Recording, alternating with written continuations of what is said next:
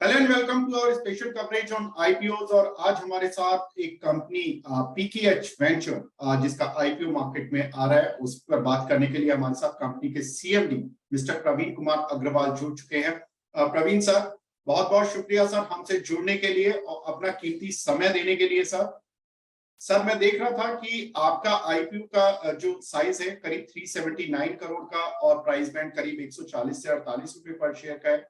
Sir ये बताएं कि ये जो आईपीओ की मनी आप रेज करने जा रहे हैं, इसके बाद प्रमोटर्स की होल्डिंग कितनी रहेगी कंपनी में और कौन से बड़े इन्वेस्टर्स हैं कंपनी के साथ? नमस्कार नमस्कार विवेक जी, मैं Praveen Agarwal, I am CMD of PKH ventures limited. Actually हमारा बहुत ज़्यादा बड़ा इशू नहीं है, हमारा करीब 380 करोड़ रुपए का इशू है।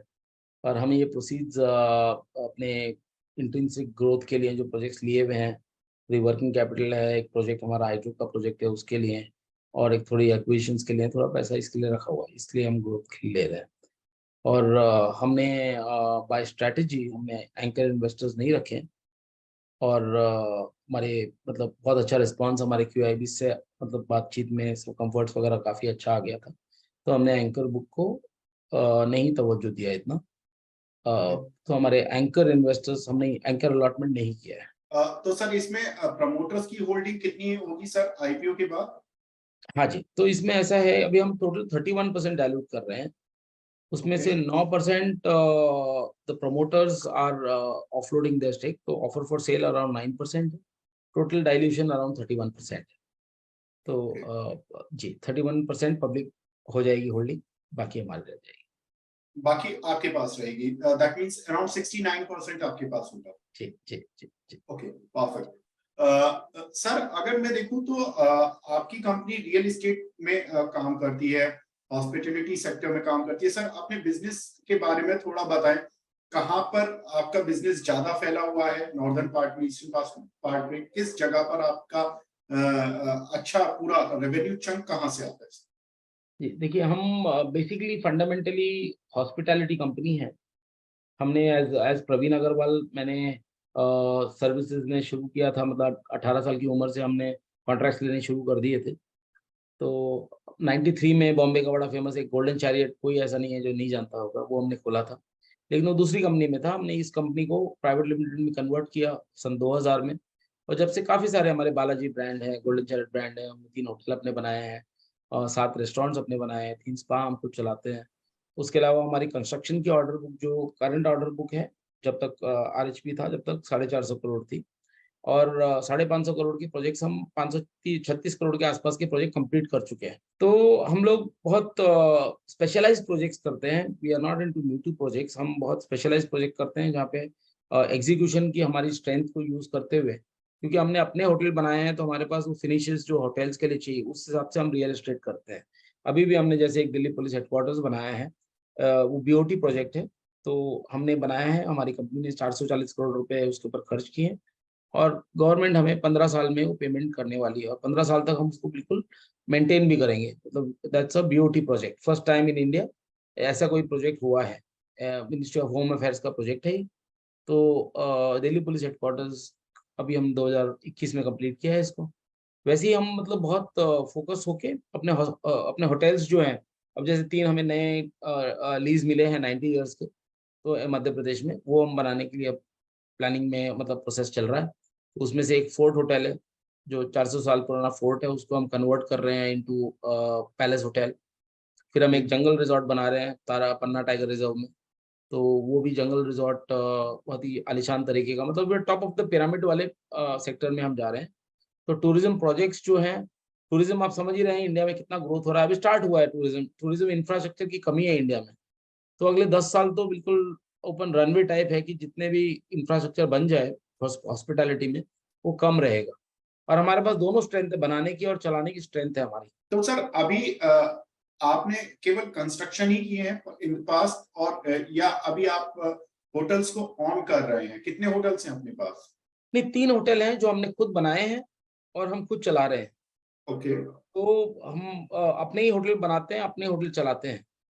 ओके। जी जी। तो सर उनमें कितने रूम्स हैं और कितनी ऑक्यूपेंसी चल रही है आजकल? जी हमारी अभी 118 कीज हैं जो ओके। हम ग्रोथ अब हमारी ग्रोथ मतलब इस साल के अंदर हमारे 60% ऐड हो जाएंगे और यही ग्रोथ रेट हम मेंटेन करना चाहेंगे। तो बहुत जल्दी हम मतलब इसमें ग्रोथ कर रहे हैं। एवरेज इंडस्ट्री स्टैंडर्ड के हिसाब से 65-70% के आसपास की एवरेज इंडस्ट्री के ऊपर ही हमारा थोड़ा-सा ऑक्यूपेंसी रेट चलता है। तो सर एवरेज रूम रेंट कितना आ रहा है इनमें? रूम रेंट जैसे अभी हमने एम्बी वैली में अपना नया रिज़ॉर्ट जो खोला है, it's a very prime property, बिल्कुल 5 स्टार लेवल की प्रॉपर्टी है। तो उसका हमारा 18 से 20,000 का एआरआर आ रहा है। ओके। जी, हमारा वसई होटल जैसे है उसके अंदर 5,000 के आसपास का आता है। तो अब हम जो आगे जा रहे हैं वो हम खाली टॉप ऑफ द पिरामिड के ही रूम्स हम टारगेट कर रहे हैं। ओके। और सर जो बाकी दो होटल्स हैं उनका एआरआर कितना आ रहा है? हाँ, जैसे हमारा एयरपोर्ट के पास में एक होटल है, उसका करीबन 3,800 के आसपास का एआरआर है ओके। और हमारा वसई का होटल जो है उसमें 5,000 का एआरआर है और ओके। हमारा जो थर्ड होटल जो अभी हमने खोला है 2021 में, इसका करीबन 18 से 20,000 का एआरआर है। तो अभी कितने और होटल सर अगले 1 से 2 साल में आपके ऑपरेशनल हो जाएंगे? आप समझते हैं कि हम बहुत ज़्यादा फॉरवर्ड लुकिंग बात नहीं कर सकते, लेकिन मैं आपको ये बता रहा हूँ कि हमारी कीज़ का ग्रोथ रेट अराउंड 60% ईयर पे होगा। ओके। 60% कीज़ हम ग्रोथ करेंगे, ऐसा हमारा अनुमान है। जी। सर होटल के अलावा जैसे आपने बताया कि आप दूसरे भी कंस्ट्रक्शन के प्रोजेक्ट्स करते हैं और भी चीजें हैं, तो वो वर्टिकल कंपनी के थोड़ा सा बताइए विस्तार में कि किस तरह से आप उनको ग्रो कर रहे हैं और क्या कुछ उनमें प्लान है आपके? देखिए, अभी हमारी जो कंस्ट्रक्शन की बिड कैपेसिटी हो गई, वो अब सिंगल प्रोजेक्ट हम 500 करोड़ की बिड कर सकते हैं। ओके। हमने कुछ रेलवेज़ में बिड किए थे, कंस्ट्रक्शन मतलब building projects, we are not going into any other type of infrastructure. हम बिल्डिंग प्रोजेक्ट्स की स्पेशलाइज़ेशन है, उसमें बहुत कमी है, मतलब ऐसा नहीं है कि बहुत लोग प्लेयर्स हैं 500 करोड़ के, जो सिंगल प्रोजेक्ट्स के टेंडर बिड कर सकते हैं। वो कैपेसिटी हमारी है, लगभग 500 करोड़ की बिड हम सिंगल प्रोजेक्ट्स में कर सकते हैं। तो हम उसी तरह से ही स्पेशलाइज़्ड प्रोजेक्ट जहाँ पे टर्नकी प्रोजेक्ट जिसको बोलते हैं कि सारा कंप्लीशन जैसा प्रोजेक्ट हो, उस तरह के प्रोजेक्ट्स को हम कोशिश करेंगे लेने की और मोस्टली वो भी हॉस्पिटैलिटी सेक्टर से रिलेटेड हो तो ज़्यादा अच्छा है, ऐसा हमारी कोशिश है। आपने उसमें ऑर्डर साइज बताया था सर अपना 500 करोड़ से ज्यादा का? ये 450 करोड़ जो है थर्ड पार्टी ऑर्डर बुक है, ये हमारी इंटरनल नहीं है, इंटरनल को हम कैलकुलेट नहीं कर सकते। तो इंटरनल ओके। नहीं है ये हमारी थर्ड पार्टी ऑर्डर बुक करीबन 450 करोड़ की as on the date of RHP थी। ओके, तो सर इसको कितने महीनों में या साल में इम्प्लीमेंट करना है आपको? ये वाला जो ऑर्डर बुक है इसको 30 मंथ्स में कंप्लीशन है। कुछ प्रोजेक्ट 1 साल में खत्म हो जाएँगे, कुछ डेढ़ में हो जाएँगे, मतलब ढाई 30 मंथ्स में ये वाली ऑर्डर बुक कंप्लीट हो जाएगी। ओके। तो सर इसमें ईयरली कितना ऑर्डर इनफ्लो रहता है? आपकी ऑर्डर बुक में कितने ऑर्डर ऐड होते रहते हैं? नहीं, अब हम जैसे अग्रेसिवली हम कैसे लो डेट कंपनी है, हमने कभी बहुत ज़्यादा डेट नहीं लिया, हमने एक्सटर्नल फंड नहीं लिए, तो हम इसको एक लिमिट से ही चलाते थे। हम हमेशा एक मतलब एक दायरे के अंदर ही काम किया हमने बहुत ज़्यादा। अभी भी हमारा वही रहेगा कि हम बहुत सिलेक्टिव प्रोजेक्ट्स लेंगे, जिसमें हाई मार्जिन हो और नंबर ऑफ प्रोजेक्ट मतलब टॉप लाइन बढ़ाने का हमारा वैसा इच्छा उस फोर्स पे नहीं है, हमारा बॉटम लाइन बढ़ाने की हमारी इच्छा रहेगी, तो उसके साथ टॉप लाइन जो लिंक्ड होगी बॉटम लाइन से वैसे ही हम ग्रोथ करेंगे। जी।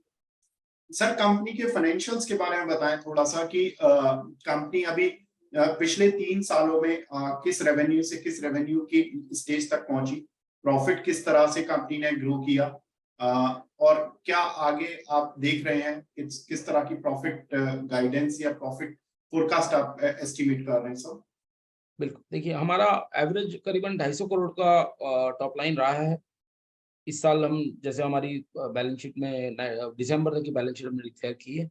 इस साल भी हम 10-15% की ग्रोथ की तरफ ही जा रहे हैं इन द फाइनेंशियल ईयर 23 और ये मोमेंटम हम मेंटेन करेंगे बिल्कुल, इससे बेटर ही करेंगे। और सर प्रॉफिटेबिलिटी क्या रहती है सर, जो ओवरऑल आपके हमारी बिजनेस है? जैसे 21 की प्रॉफिटेबिलिटी 40-50 करोड़ के आसपास रही है एवरेज अभी तक भी। तो हम ओके। इसको बेटर ही करेंगे, मतलब अभी इस साल भी हमारा करीबन यही ट्रेंड ग्रोथ का चल रहा है। और सर जो ईयर ऑन ईयर हमने जैसे अब 20 साल 23 साल की लाइफ है इस कंपनी की, तो जी। सीएजीआर लेवल पे देखें आप तो 20% एवरेजली हमने हर साल ग्रो किया है वेरी लास्ट नाइस। डेकेड में, मतलब 2 डेकेड में। तो वही ओके। मोमेंटम हम मेंटेन करना चाहेंगे, जब साइज बड़ा हो जाता है तो भी वो मोमेंटम मेंटेन करना चाहेंगे। तो सर ये जो वर्टिकल्स हैं आपके, अपना हॉस्पिटैलिटी जो आप अपने होटल्स चला रहे हैं और जो आपके जो आप प्रोजेक्ट्स उठाते हैं, बूट प्रोजेक्ट उठाते हैं या टान के प्रोजेक्ट्स जो भी उठाते हैं, इनमें क्या ब्रेकअप है सर? कितना परसेंट आपका रेवेन्यू खुद के बिजनेस से आता है जो आप ऑन करते हैं, बिल्ड करते हैं, और दूसरा जो आप बूट प्रोजेक्ट्स चलाते हैं उनसे कितना रेवेन्यू आता है? परसेंटेज में बता सकते हैं सर? नहीं, आप इंटरनल मतलब सब्सिडरी कंपनीज का नेट हम टर्नओवर नहीं ले सकते, नेट ऑफ हो जाता है। ये आउटसाइड का टर्नओवर की हम मतलब जो हम ऑर्डर बुक की बात कर रहे हैं वो थर्ड पार्टी ऑर्डर बुक की बात कर रहे हैं। अब जैसे हमारा मिक्स, लेकिन बिजनेस का आप देखें तो अभी तक हमारा 35% के करीब हॉस्पिटैलिटी से आता है और सर्विसेज से आता है, और 65% के भी कंस्ट्रक्शन से आता है। आगे चलते हुए हम ज्यादा सारा हॉस्पिटैलिटी की तो फोकस कर रहे हैं, तो हमारा बहुत जल्दी आप देखेंगे कि 50-50 करीब आ जाए हॉस्पिटैलिटी और कंस्ट्रक्शन। सर कुछ और प्लान्स, होटल में आप हैं, कंस्ट्रक्शन में आप हैं, और होटल को आप एक्सपैंड भी कर रहे हैं, कुछ और फॉरवर्ड इंटीग्रेशन, कुछ क्योंकि इंडिया में जिस तरह से हॉस्पिटैलिटी ग्रो कर रहा है, मैं देख रहा था कि जिस तरह से इंडिया में स्पेंडिंग कंज्यूमर की बहुत अच्छी बढ़ गई है। 2007 में अगर हम देखें तो FY07 में करीब $60 बिलियन की स्पेंडिंग हुआ करती थी, वो बढ़कर अब $300 बिलियन के पास पहुंच गई, मतलब 5 गुना हो चुकी है सर पिछले 15 साल में, और 2014 के मुकाबले अभी डबल हो चुकी है, लगभग $150 बिलियन से बढ़कर $300 बिलियन के पार पहुंच गई है सर। सर क्या लगता है ये कंज्यूमर स्पेंडिंग कितना फायदा देगी आपको? नहीं, बहुत ज्यादा। We are a growing country now India, nobody can stop India. और सबसे ज्यादा जो सनराइज सेक्टर्स हैं, क्योंकि डिस्पोजेबल इनकम बहुत बढ़ रही है, तो इसी सेक्टर पे प्रेशर आने वाला है। आज आप देखें कहीं भी आप होटल का रूम, अगर अच्छी कैटेगरी के रूम्स आप लेना चाहें तो प्राइसेस आर मतलब बहुत ज्यादा बढ़ गए हैं, और ये ट्रेंड चलेगा अभी, क्योंकि इंफ्रास्ट्रक्चर की कमी है। मतलब what I am trying to say is, हमारे पास अच्छे होटलों की कमी है। We have not even started, मतलब अभी कितने होटल बनने बाकी हैं, कितनी ग्रोथ होगी, कितने टूरिस्ट सेंटर्स पे, ये अंदाज लगाना ही अपने आप में, और हम दोनों सेक्टर में हैं।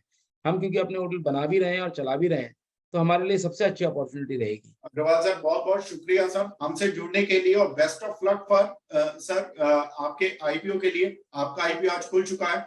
उम्मीद करते हैं कि आपने चूंकि आप बहुत अच्छे वक्त में सर एंट्री कर रहे हैं, निफ्टी ऑल टाइम हाई और बहुत बढ़िया माहौल है, स्ट्रीट पूरी खुशी में है, और हम उम्मीद करते हैं कि ये खुशी आपके साथ भी, कंपनी के आईपीओ के साथ भी शेयर होगी, और कंपनी इस पूरे मूवमेंट को एंजॉय करेगी, और आपके आईपीओ को अच्छा रिस्पांस मिले। सब best of luck. Thank you very much. Thank you. Thank you sir.